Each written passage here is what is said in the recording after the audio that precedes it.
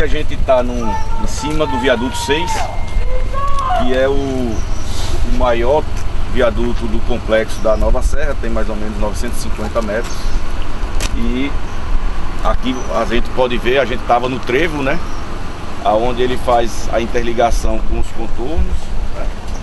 E acaba a Nova Serra, a obra da Tamoios, naquela pontilhão, na estaca 82 ali, no quilômetro 82. Então esse túnel aqui é um túnel de praticamente 3.700 metros. Ele é um túnel de sentido único. Ao lado a gente tem um túnel de serviço para emergência. A gente vai ter a oportunidade de entrar em um túnel desse, tanto na parte da passagem de pedestre, que a gente chama, e ver também o próprio túnel de serviço. E a complexidade, a quantidade de equipamentos, essas coisas todas que a gente tem aí para a segurança viária, né? Então... Esse não é o túnel construído com o cable crane ainda, né, Alan? Não, o túnel não foi construído, foi o V3, o viaduto 3. Desculpa, não foi viaduto o túnel, 3. A gente, quando sair desse túnel... Falei uma bobagem, lógico. Quando sair... Você trouxe lá de baixo, né, a estrutura, é isso? Isso. Quando a gente sair desse V5, a gente vai ter outra parada do T5, lá a gente vai parar no V5, que a gente consegue ver o V3 em cima, lá em cima, onde foi feito com o incremento do cable crane. Esse incremento, na verdade, o grande diferencial é que montou lá embaixo, é isso, o viaduto? É o seguinte... Ou uma boa parte, é isso? Vou ver se eu faço uma síntese rápida aqui. É o seguinte, para a gente construir, para a gente fazer a rodovia, a gente precisaria fazer um anteparo na encosta como um todo, os caminhos de serviço que a gente chamava de um A, um B, um C. E a gente, imaginando o tempo que se percorria com tudo que iria se fazer, e a gente começou a estudar essa tecnologia de fora, que é um teleférico de carga, né, biapoiado, que tem a capacidade de transportar 20 toneladas. E com isso também teve um enfoque muito pesado no meio ambiente.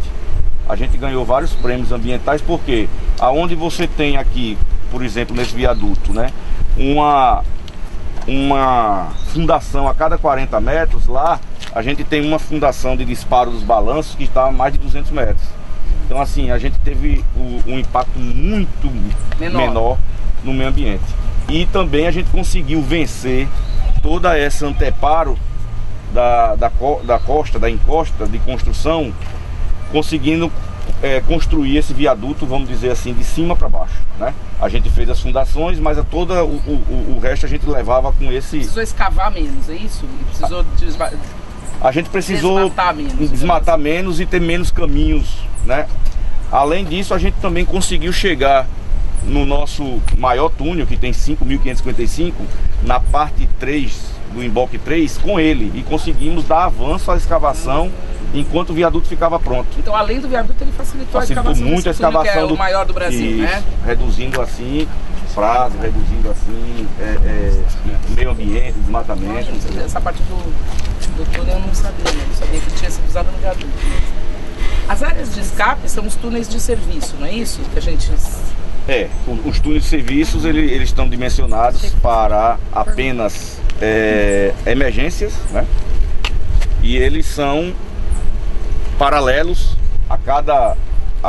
nesse túnel 5, a cada 200 metros a gente tem uma passagem pedestre, nos outros túneis a cada 250. Tá. Então, a gente só não tem passagem pedestre no túnel 2 porque ele tem menos que 1.000 metros. Então o túnel de serviço ele serve para um bombeiro, ambulância e também para um pedestre numa emergência, é isso? No pedestre numa emergência. Um acidente, alguma coisa mais... Um acidente você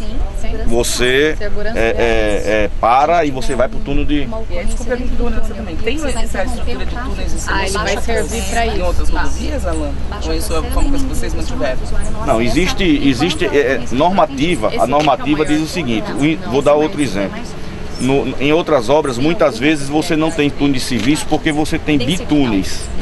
Então um túnel ele vai servir de serviço para o outro.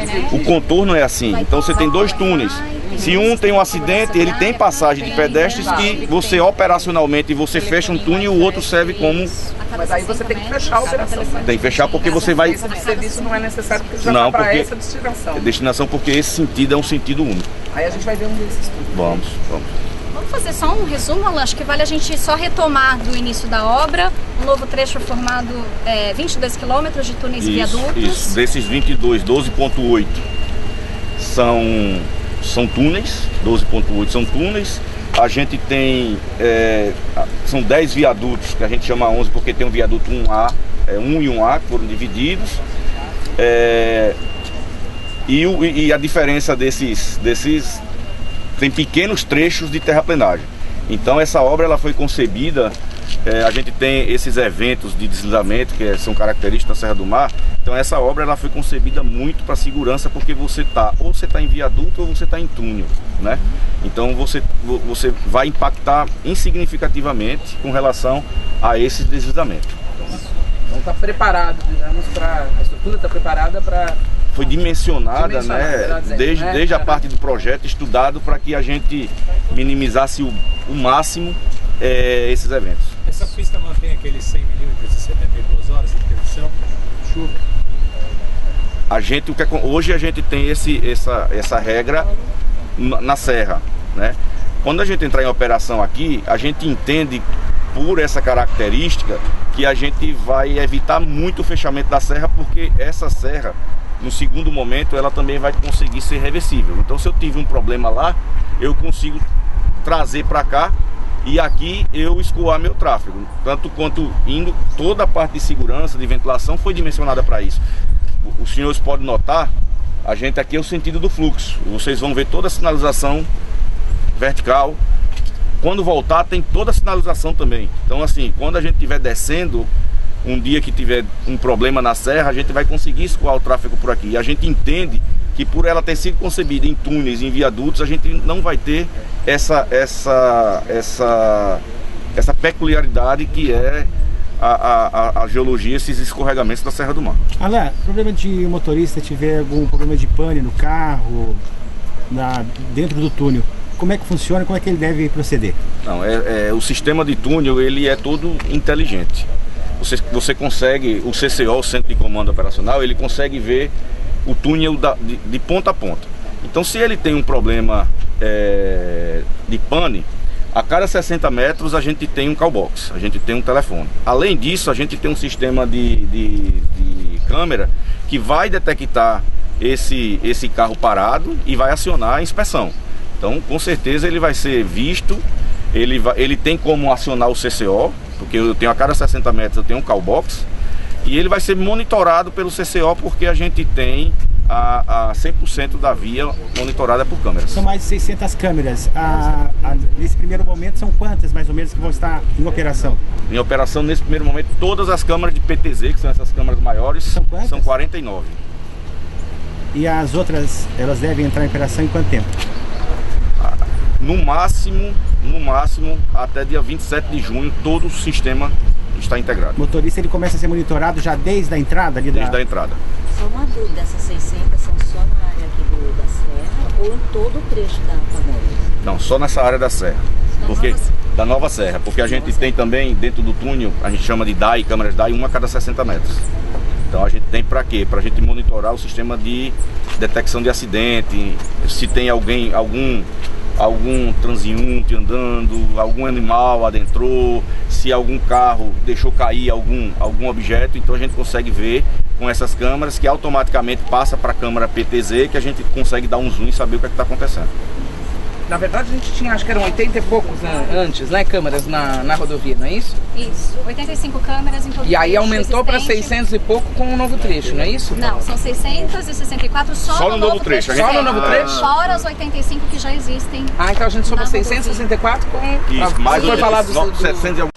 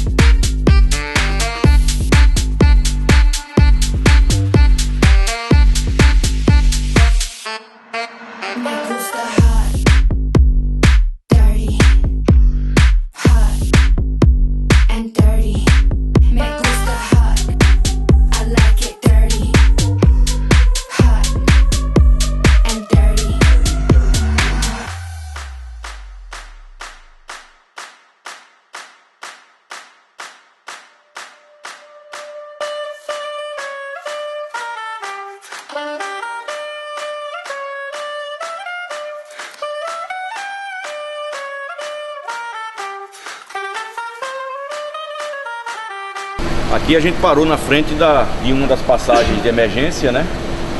Aqui, como eu falei, a cada 60 metros a gente tem um sistema de hidrantes junto a um callbox. Então, se você apertar ali, uma pessoa do CCO vai lhe atender e vai lhe localizar onde você está.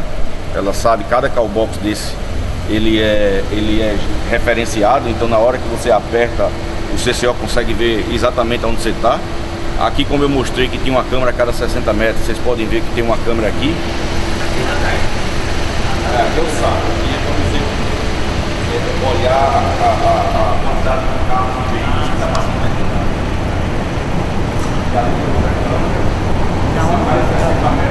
Segura aí, senão alguém nela, alguém vindo. Segura aí. E aqui, você sabe.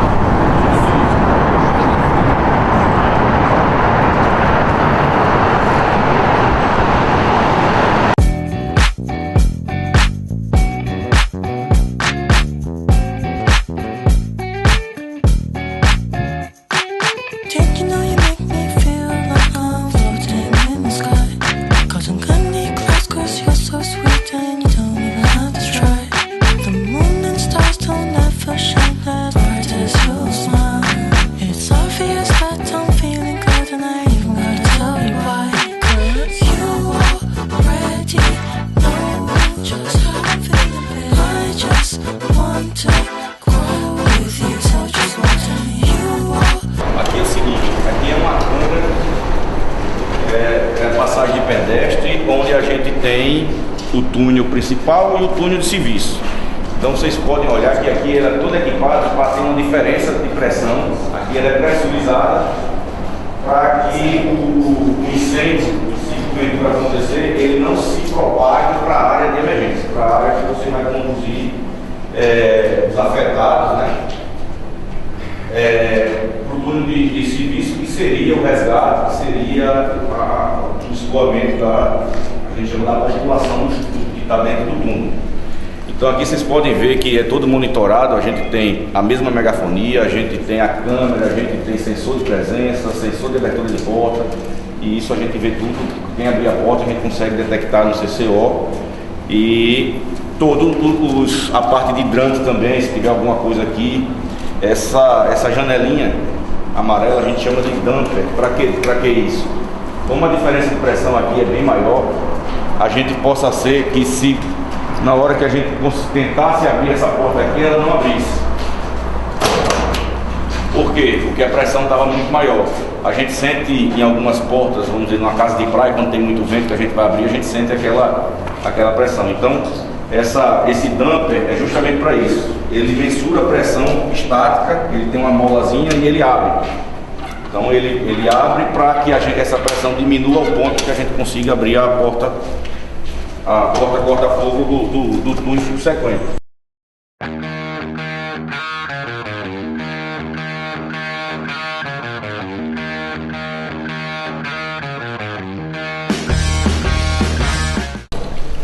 E aí, essas passagens aqui, quantas nós temos? Por exemplo, nesse túnel aqui. nesse túnel, eu sei que são 50 ao total. Se você pegar 5.600 e pouco, dividir por 200, vai dar. Tá. Então aqui são, a cada 200 metros tem uma porta dessa. Nos outros são a cada 250. Só que no túnel 2, por ele ter 714 metros, ele não tem. Tá. Que a exigência é só para túneis acima de 1.000 metros. Entendi. Então aqui é o seguinte, aqui é uma área que você tem toda a circulação para manutenção da operação da rodovia, como também para emergência, a ambulância. Nos simulados que foi feito com o bombeiro, eles entraram com o caminhão dele aqui, com toda a situação, pé direito. Foi aquele treinamento especial que a brigada fez, não é isso? Tem um. Fizeram vários, né? A gente fez mais de um. O último foi esse agora, né? Tá. Então aqui você consegue entrar com a ambulância operacionalmente, aqui é uma área vamos chamar, de remanso. O que estiver acontecendo lá não vai acontecer aqui, não vai estar acontecendo aqui. Aqui eu tenho condição de socorrer, fazer os primeiros socorros e evacuar aqui imediatamente, né? Aqui vai ser só para esse momento ou vai ser passagem normal do civil também? Se quiser? Não, aqui é só para momentos de operacional da concessionária ou emergência. Aqui não tem fluxo de carro.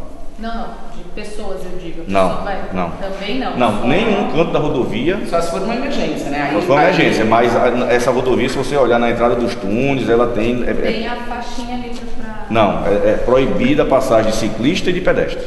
Mas tem uma faixa ali de pessoas, né? Não, para emergência, para quando precisar evacuar. Aqui é só emergência, ali é uma passagem de emergência. Aqui, esses túneis e essa rodovia, ela não está dimensionada para pedestres nem para... Tá? Porque é uma... Se for uma emergência, o pessoal do CCO vai orientar. Total. Não é uma passagem livre, né? Isso. Só que esse túnel fica permanentemente, certo? Enquanto não é agora nessa fase de inauguração, vai ficar permanentemente aberto, não é isso? Para essas situações. Claro. Eles vão ter portões, eles vão ser fechados para vandalismo, para amo animal, para alguma coisa, mas ele foi concebido para emergência, ele tem que estar para segurança. Porque, na verdade, a gente falava túnel de serviço, eu mesmo, quando estava escrevendo o quiz, falei, túnel de serviço, perdão. Aí eu falei, será que é só quando eu estiver nessa fase de... Né? Não. Ele vai ficar permanentemente, né? Permanente. Ele faz parte do plano de contingência e emergência e ele é dimensionado em sua plenitude para emergência. A gente vai utilizá-lo também para operação, manutenção, os carros operacionais, mas em uma situação de emergência ele Então, mesmo depois que não tiver mais a operação assistida e tal, ele vai ficar permanentemente.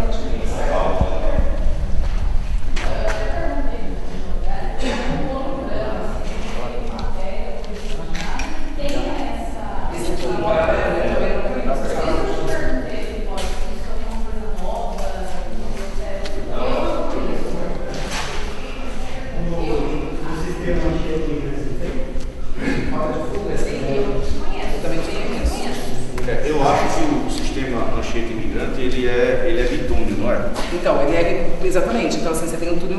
Você deve ter. Qualquer coisa você opera Você pelo deve outro, ter o entendeu? túnel Mas é um túnel de passagem de veículo, não é um túnel como esse. Isso. É porque esse aqui ele é um túnel. Quando a gente está executando os contornos. Quando a gente acabar os contornos, vocês vão ver que tem passagem de veículos, mas um túnel operacionalmente ele serve de emergência para o outro. Entendeu? Esse aqui, como ele é de sentido único, obrigatoriamente eu tenho que ter um túnel de acima de 1.000 metros. A normativa pede que eu tenha um túnel de emergência, de serviço. Você tem um túnel. Vandalismo, curiosidade, por exemplo, existem essas portas saída de emergência. Como evitar isso? De repente a pessoa querer abrir só para passar, elas ficam travadas, Não, elas só não numa podem. emergência? É não. operacionalmente. As câmeras, você vê que tem câmera em todo canto e pela inspeção. Na hora que a gente vê que tem uma pessoa, automaticamente o CCO vai mandar uma inspeção vir aqui e saber o que está acontecendo. Deve a pessoa ficar entrando e abrindo as portas de curiosidade, aquela coisa para... Não pode. Não pode. Primeiro que não é para ter pedestre. Isso. Mas vamos dizer que uma pessoa pare o carro num acostamento e queira fazer alguma coisa. Em quanto tempo mais ou menos vocês fazem a abordagem numa situação dessa se acontecer? Eu venho com o meu carro, paro aqui e quero entrar aqui. Quero ver, tô curioso. Em quanto tempo que eu parei meu carro, vocês chegam até o local aqui, mais ou menos? Eu posso? Vamos dizer assim, a nossa operação é no máximo, se eu não me engano, a gente pode chegar até 30 minutos. Mas eu consigo reagir imediatamente. Certo? Porque eu tenho pessoas que na hora que tiver uma questão dessa que esteja colocando a rodovia em risco, eu fecho as cancelas tá certo? Fecha a cancela e vou ter inspeção aqui na boca do túnel. Então aqui vai ser coisa de 5 minutos eu tô aqui. O colaborador está aqui. Entendeu? Então, mas a reação é de imediato. Então vocês estão preparados, né? Ele vai escutar sirene. Então assim, se for um curioso que tá só querendo fazer uma brincadeira, na hora que ele vai ser divertido, ele vai voltar pro carro, né? Agora, vocês têm sistema de som de alto-falante que pode falar fulano? ali, ó, do lado, muito. Não, para poder falar, por exemplo, se Total. Falar. Dentro da orientação. lá na via, vocês podem ver. Então assim, a gente chama de megafonia. Ele vai ser visto, ele vai ser monitorado, vai se conversar com ele. O que sai nessa, né, de repente, se eu entrar aqui e for um intruso, tem como a gente mostrar como é que fica? O que sai nessas... Não, porque você vai saber no CCO. Mas qual que é o alerta primeiro? Não, aí você vai ter um operador conversando. A pessoa vai... Ô cidadão, você está fazendo o que aí? Você tá na saída tal, é o proibido, por favor, retornar para o seu carro, tal. Mensagens de segurança e de atenção. Você falou meia hora, mas não é a meia hora para chegar ao socorro. Não. Tempo médio para atendimento. A identificação é imediata. Não, e a reação é imediata. E aqui, se precisar passar uma ambulância para pegar alguém também, entra por aqui. Total. Tanto ela pode entrar subindo quanto descendo. Tudo coordenado com o CCO. Nosso CCO vai controlar esse. E aí o tempo médio, por exemplo, você Vocês vão falou, ver quando aconteceu uma emergência, o CCO ativar e vir uma ambulância. Corpo de bombeiros, qual é o tempo médio? Por isso que eu perguntei também, porque eu falei, será que... É imediato, né? A gente vai ter colaborador nos emboques, nas entradas e nas Acionamento saídas. é imediato, mas se eu precisar trazer uma ambulância, suponha, para um acidente e tal, o que depende é? do tempo de atendimento do Você bombeiro, vê, aí do serviço de bombeiro, por exemplo, a gente tem ambulância embaixo e em cima. Certo, Então, isso que eu queria saber.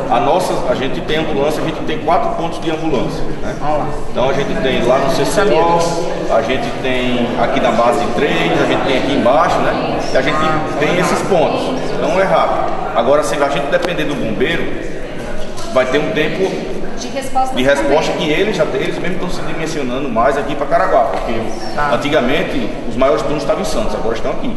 E tem todo um treinamento e o nosso pessoal também é instruído. Então talvez exija esse redimensionamento até do Corpo de Bombeiros mesmo. Já né? está existindo aqui para Caraguá, né? Com certeza eles estão totalmente integrado com a gente. Fizeram os treinamentos. Isso, a gente treinou todos, assim. Agora, se você tem 4 pontos de ambulância, então, se você tiver uma necessidade de uma emergência, o tempo médio do socorro que é? 5 a 10 minutos, que é o tempo padrão, é isso? No máximo, é isso aí. O problema é que... É porque o protocolo, eu trabalhei na saúde, o protocolo é até 10 minutos, né? Que é considerado o tempo de êxito, de sucesso internacional, né? Que às vezes a gente não se consegue. Numa cidade como São Paulo, o SAMU nem sempre consegue atender nesse tempo, né? Mas então aqui vocês vão atingir esses padrões internacionais, né? Com certeza, porque a gente tem a via livre, né? De ponta a ponta a gente vai ter ali a via. A velocidade é 80 no fluxo normal, e se porventura a gente tiver na reversível, 60. Vocês vão ver placa descendo também.